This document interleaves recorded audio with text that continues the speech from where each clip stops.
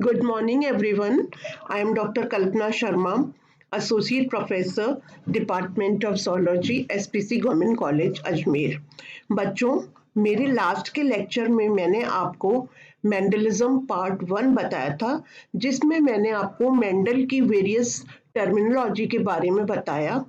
आज मैं आपको मेंडल के विभिन्न प्रकार के नियमों के बारे में बताने जा रही हूँ।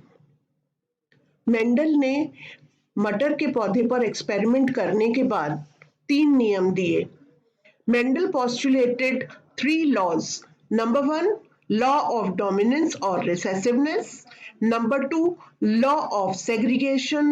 And number 3, law of independent assortment. पहला नियम था प्रभाविता का नियम, दूसरा नियम था पृथक्करण का नियम और तीसरा नियम था law of independent assortment.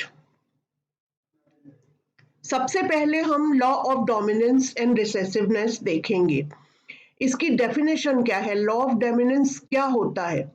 When two homozygous individuals with one or more sets of contrasting characters are crossed, the characters that appear in the F1 hybrid are dominant characters and those do not appear in F1 are recessive character. इसका मतलब यह है कि दो अगर homozygous या समयुग्मकी को हमने क्रॉस कराएंगे आपस में, तो F1 जो हाइब्रिड आएंगे उसमें जो कैरेक्टर अपीयर होगा F1 जनरेशन में वो डोमिनेंट कैरेक्टर कहलाएगा और जो कैरेक्टर छुप जाएगा वो कैरेक्टर दुर्बल कैरेक्टर कहलाएगा। जैसे कि मेंडल ने अपने एक्सपेरिमेंट के अंदर जब उसने पेरेंट प्लांट के अंदर टॉल और डॉफ प्लांट को क्रॉस कराया तो उसने पाया कि F1 जनरेशन के अंदर सारे ही जो पौधे थे वो लंबे पौधे थे। इस नियम की एक्सप्लेनेशन हम किस तरह से दे सकते हैं? The dominance and recessiveness of genes can be explained on the basis of enzymatic function of genes. इसको हम जीन की एंजाइमेटिक फंक्शन के आधार पर डिस्क्राइब कर सकते हैं। The dominant genes are capable of synthesizing active polypeptide और प्रोटीन्स। जो एक्टिव जीन्स होते हैं, जो डोमिनेंट जीन्स होते हैं, जैसे टॉलनेस वाला जो जीन था, it was capable of synthesising active polypeptides और protein that form functional enzyme, whereas the recessive gene code for incomplete or non-functional polypeptide. Therefore, the dominant gene produces a specific phenotype while the recessive gene failed to do so.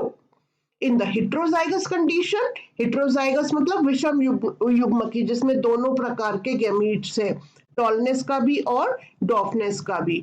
In the heterozygous condition, also the dominant gene is able to express itself so that the heterozygous and homozygous individuals have similar phenotypes.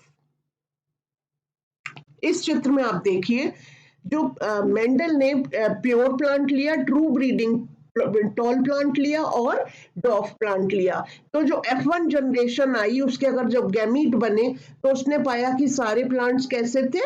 Tall plants थे F1 generation के अंदर। This is also a diagram which is showing Mendel's monohybrid cross.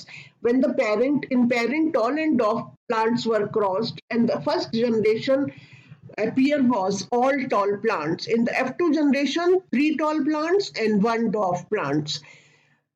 And in F3 generation, 1/3 plants produce only tall plant, 2/3 plants produce 3 tall and 1 dwarf plant, and self-dwarf plants produce only dwarf plants. What is the importance of law of dominance? प्रभाविता के नियम की importance क्या है? The phenomenon of dominance is of a practical importance, as the harmful recessive characters are masked by the normal dominant characters in the hybrid. इसकी क्या importance है? इसकी प्रैक्टिकल इंपॉर्टेंस ये है कि जो विनाशकारी या हार्मफुल रिसेसिव कैरेक्टर्स है वो डोमिनेंट कैरेक्टर्स के द्वारा छिपा लिए जाते हैं। जैसे कि मनुष्य के अंदर जो इडियोसी, डायबिटीज, हीमोफीलिया जो होते हैं, ये दुर्बल लक्षण होते हैं जो कि उसके जीन्स के अंदर मौजूद तो होते हैं पर वो डोमिनेंट कैरेक्टर डोमिनेंट जीन के द्वारा छिपा लिए जाते हैं. In human beings, a form of idiocy, diabetes, hemophilia, etc. are recessive characters, appears perfectly normal. A person hybrid for any of these characteristics appears perfectly normal. Thus, recessive gene can exist for several generations without expressing themselves.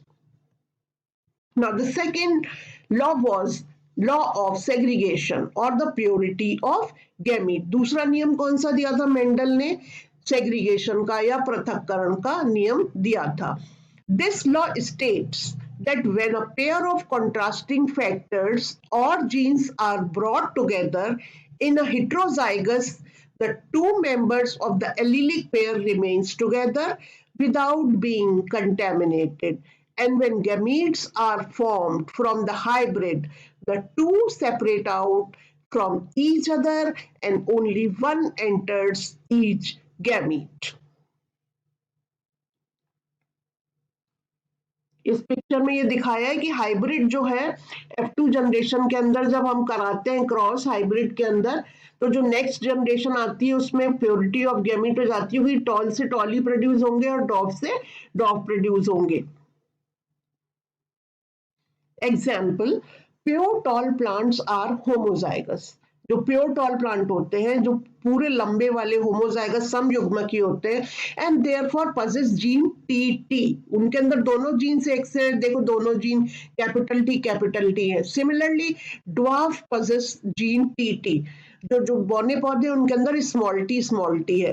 The tallness and dwarfness are two independent but contrasting factors or determinants. Pure tall plant produce gametes, all of which possess gene T, and dwarf plant T type of gametes. Why we call it as a purity of gamete? क्यों कहते हैं हम कि शुद्धिकरण का gametes का ये नियम है? ड्यूरिंग क्रॉस फर्टिलाइजेशन, जब क्रॉस फर्टिलाइजेशन होता है तो gametes with T capital T and small T unite to produce hybrid. Hybrid से कैसा बनेगा F1 जनरेशन में? T. It means F1 plants दो टॉल फिनोटिपिकली, बाहर से दिखने से हमें F1 जनरेशन में सारे पौधे हमें टॉल दिखाई देते हैं.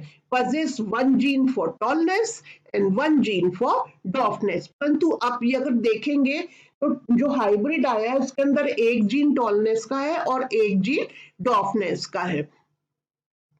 Apparently, the tall and dwarf characters appears to have become contaminated, developing only tall character. But at the time of gamete formation, देखिए जब गैमीट बन रहे हैं, जब ये यहाँ पे देखो जैसे इनके गैमीट अलग अलग सेपरेट आउट हो रहे हैं पिक्चर में.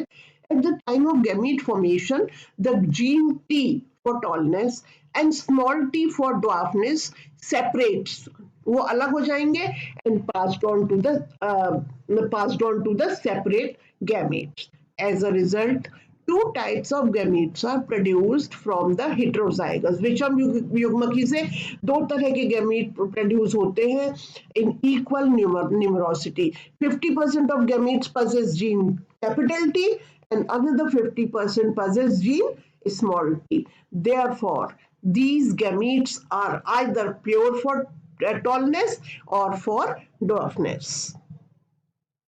What is the critical appreciation of law of segregation? क्या महत्व है law of segregation का?